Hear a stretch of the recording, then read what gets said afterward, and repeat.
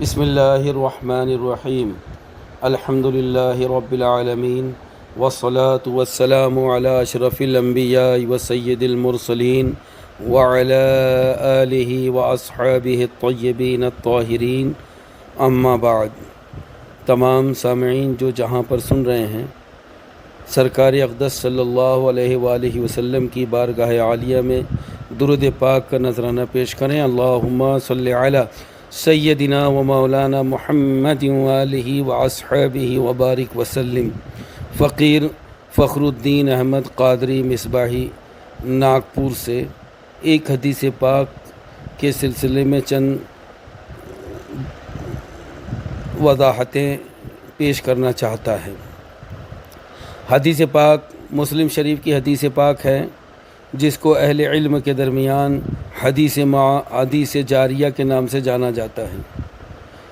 حضرت معاویہ ابن حکم رضی اللہ تعالی عنہ سلمی یہ صحابی رسول ہیں، اور ان کے ابتدائے اسلام ہی کا یہ واقعہ ہے۔ ابھی اسلام نیا انہوں نے قبول کیا، اور اسی دوران حدیث پاک تو طویل ہے، لیکن جس حصے سے شبہ پیدا کیا جا رہا ہے ہم اسی پر گفتگو کریں گے۔ حدیث پاک میں کا خلاصہ اور مفہوم یہ ہے کہ معاویہ ابن حکم کی ایک باندی تھی، جس کو انہوں نے بکریوں کو چرانے کی ذمہ داری دی تھی۔ ایک دن ایسا ہوا کہ بکریاں جب انہوں نے گنی تو ایک بکری کم تھی۔ اس سے انہوں نے پوچھا کہ ایک بکری کا کیا ہوا؟ تو اس نے جواب دیا کہ بھیڑیا لے گیا۔ ان کو غصہ آیا کہ اس نے نگرانی نہیں کی۔ غصہ بہت زیادہ تھا، لیکن انہوں نے صرف زیادہ سزا نہیں دی اور اس کو ایک تماچا مار دیا۔ تماچا تو مار دیا، لیکن بعد میں پچھتاوا ہوا کہ یہ کمزور باندی بھیڑیا اگر لے گیا ہے تو اس کی کیا غلطی ہے؟ یہ کمزور ہے، بھیڑیے سے کیسے چھڑا پائے گی؟ تو میں نے مارا اس کو، تو میں نے غلطی کی۔ بڑا ان کو دکھ ہونے لگا۔ وہ آقا کی خدمت میں آ گئے، سرکار کی خدمت میں آئے تو نماز میں بھی شامل ہوئے، اور نماز میں کچھ مسائل درپیش ہوئے، اس کا ذکر اس حدیث پاک میں ہے۔ سرکار کی خدمت میں حاضر ہو کر انہوں نے عرض کی، یا رسول اللہ، میری ایک باندی ہے، اور یہ معاملہ ہوا کہ بھیڑیا جب بکری کو لے گیا تو میں نے اس کو زوردار تماچا مار دیا، لیکن میں اب پچھتا رہا ہوں، کیا کروں؟ سرکار صلی اللہ تعالیٰ علیہ وآلہ وسلم نے کہا کہ باندی کو لاؤ۔ جب باندی لائی گئی تو اب مسلم شریف کے جو الفاظ ذکر کیے گئے اس کے مطابق میں عرض کر رہا ہوں۔ جب باندی لائی گئی تو سرکار نے اس سے پوچھا، این اللہ، اللہ کہاں ہے؟ قالت، تو اس نے جواب دیا، ہوا فی السماء، وہ آسمان میں ہے۔ یہ مسلم شریف کے الفاظ ہیں۔ تو رسول اللہ صلی اللہ علیہ وسلم نے فرمایا، انہا مؤمنہ فاتقہا، یہ مومنہ ہے، اب اس کو آزاد کر دو، کیونکہ تم نے تماچا مارا، تمہارا دل بھی اس پر جو ہے پچھتا رہا ہے، اس لیے اب اس کو آزاد کر دو۔ تو حضرت معاویہ ابن حکم نے اسے تو آزاد کر دیا، لیکن اس حدیث پاک میں جو فی السماء کا لفظ آیا ہے کہ اللہ جو ہے وہ آسمان میں ہے، یہ ترجمہ اردو میں کر کے کچھ بدعقیدہ مسلمانوں کے عقیدوں کو متزلزل کر رہے ہیں، اور اللہ کے لیے جہت و مکان اور ظرفیت آسمان میں ہونا یہ ثابت کرنے کی کوشش کر رہے ہیں، جبکہ مسئلہ یہ ہے کہ کسی بھی حدیث پاک کو تنہا کسی حدیث پاک کو لے کر اسی حدیث پاک کے اعتبار سے مسئلہ بتانا یا مسئلہ نکالنا ہرگز جائز نہیں ہے۔ اسی کے متعلق جو دوسری احادیث کریمہ ہیں ان سب کو نگاہ میں رکھ کر پھر اس حدیث شریف کا مفہوم سمجھا جائے گا، اس حدیث شریف کو سمجھا جائے گا کہ کس سے کیا مراد ہے۔ اسی لیے ایک ہی حدیث پاک کو سن کر مسئلے نکالنے کی اجازت نہیں ہے۔ ہمارے فقہائے مجتہدین علیہم الرحمۃ و رضوان نے جو مسائل ہمیں بتائے ہیں وہ تنہا 2-4 حدیثوں کو پڑھ کر مسئلے نہیں بتائے ہیں۔ ہر معاملے میں متعدد احادیث کریمہ، ان پر گہری نگاہ، اور صحابہ کرام نے اس سے کیا مراد لیا، ان سب کو اچھی طرح جان کر ہی انہوں نے احادیث کریمہ سے مسئلے نکالے ہیں۔ آئیے اب دیکھتے ہیں ہم اس حدیث شریف کو یہ حدیث پاک مسلم شریف میں تو ان الفاظ کے ساتھ ہے جو ذکر کیے گئے، لیکن احادیث کریمہ کی دوسری کتابوں میں یہ ذکر ہے کہ سرکار صلی اللہ علیہ وسلم نے اس سے پوچھا اتشہدین لا الہ الا اللہ، یہ ایک روایت میں موجود ہے کہ سرکار نے اس سے عین اللہ نہیں بلکہ یہ پوچھا کہ کیا تو یہ گواہی دیتی ہے کہ اللہ کے سوا کوئی معبود نہیں؟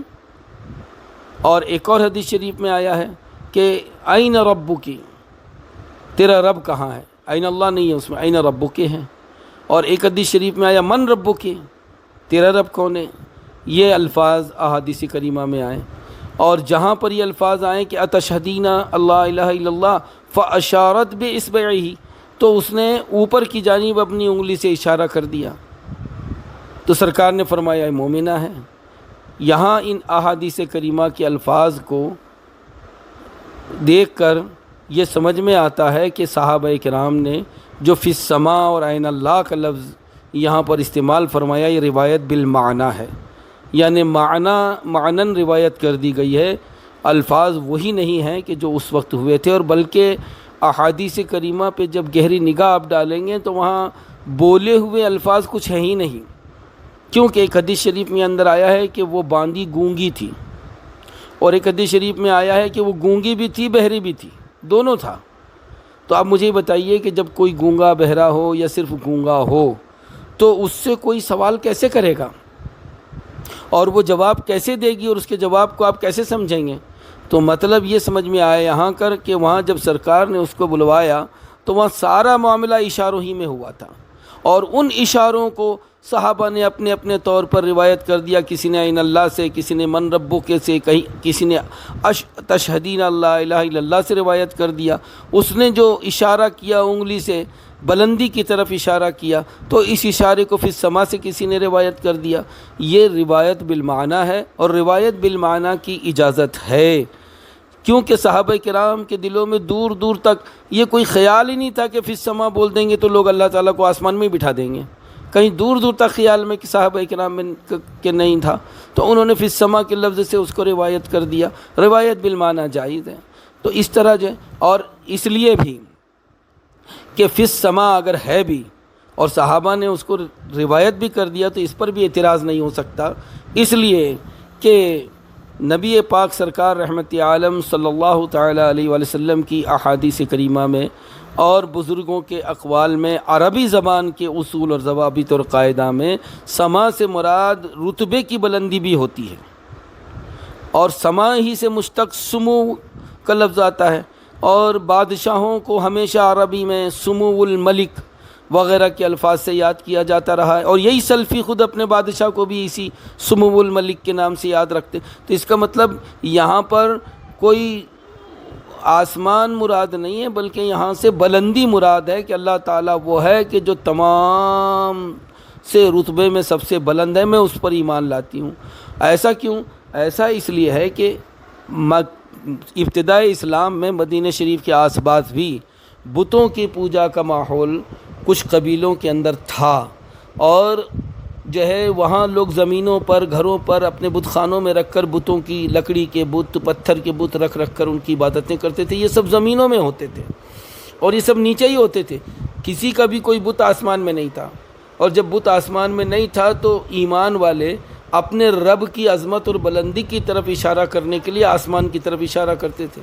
اور حضرت امام نووی رحمۃ اللہ تعالیٰ علیہ نے اسی حدیث کی شرح میں یہ بتایا کہ جب دعا کا قبلہ آسمان ہے تو ہم اس کی طرف جو ہے ہاتھ اٹھاتے ہیں، اور سجدے کا قبلہ کعبہ مقدسہ ہے تو ہم اس کی طرف رخ کرتے ہیں۔ تو آسمان کی طرف انگلی اٹھانے کا یہ مطلب نہیں کہ اللہ کو آپ آسمان میں بٹھا دو، بلکہ وہ بلندی رتبہ کی طرف اس کی نشانی ہے، اور بلندی رتبہ بتایا جاتا ہے، اس لیے جو ہے اشارہ بلندی کی طرف کر دیا جاتا ہے، وہاں آسمان مراد نہیں ہے۔ اور پھر ایک سوال یہاں پر یہ بھی ہے کہ اگر آپ اس سے آسمان ہی میں اللہ کو بٹھا دینا چاہتے ہیں معاذ اللہ رب العالمین، تو پھر مجھے یہ بتائیے کہ قرآن شریف کی آیت مقدسہ اس کا کیا مطلب ہے؟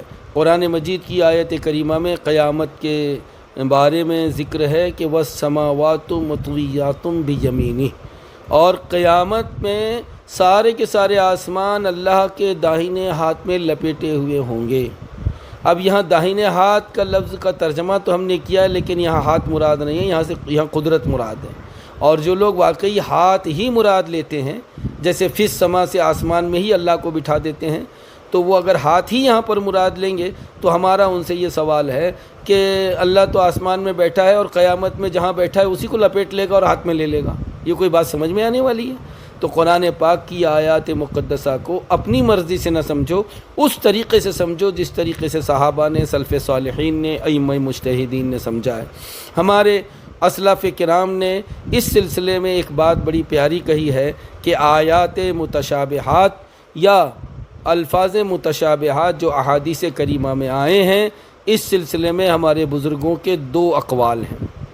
ایک قول تو یہ ہے کہ آپ یہ کہہ دیجئے کہ اس کا جو بھی معنی ہے اللہ تعالیٰ جانتا ہے، ہمارا اس آیت پر، اس حدیث پر ایمان ہے، بس یہ ہو گئی تفویض۔ اور دوسرا اس کا طریقہ یہ ہے کہ آپ ان آیات مقدسہ میں جو کلمات ذکر کیے گئے ہیں ان کا وہ معنی بیان کر دیجئے اللہ کی ذات و صفات اور اس کی شان کے لائق ہو۔ جسم مت ثابت کیجئے، جہت مت ثابت کیجئے، مکان مت ثابت کیجئے، زمان مت ثابت کیجئے، بلکہ اللہ کی شان کے لائق اس کا ترجمہ کیجئے۔ کیوں کہ عربی زبان میں مجاز بھی ہوتا ہے، وہاں ہاتھ سے مراد اللہ کی قدرت ہے، اور قرآن شریف میں آیا ہے وَيَبْقَى وَجْهُ رَبِّكَ ذُو الْجَلَالِ وَالْإِكْرَامِ، سورہ رحمان میں آیت مقدسہ ہے، اور اللہ کا چہرہ، اگر آپ چہرہ ترجمہ کرتے ہیں تو اللہ کا چہرہ باقی رہے گا جو جلال اور اکرام والا ہے۔